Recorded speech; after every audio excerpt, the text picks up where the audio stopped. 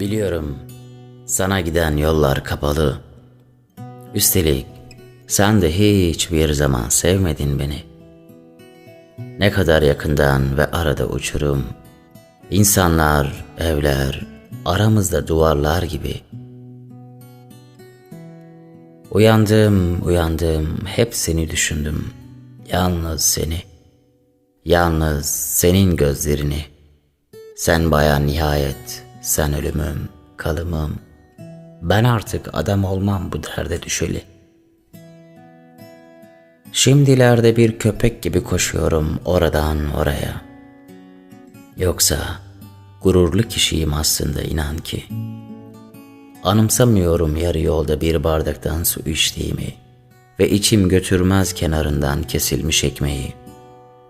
Kaç kez sana uzaktan baktım 5.45 vapurunda. Hangi şarkıyı duysam bizim için söylenmiş sanki. Tek yanlı aşk kişiyi nasıl aptallaştırıyor. Nasıl unutmuşum senin bir başkasını sevdiğini. Çocukça ve seni üzen girişimlerim oldu.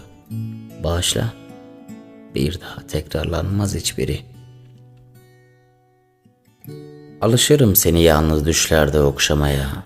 Bunun verdiği mutluluk da az değil ki. Çıkar giderim bu kentten daha olmazsa. Sensizliğin bir adı olur, bir anlamı olur belki.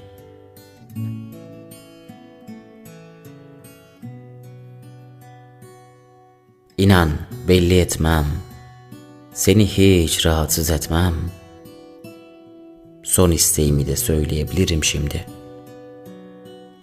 Bir gece yarısı yazıyorum bu mektubu. Yalvarırım, onu okuma çarşamba günleri.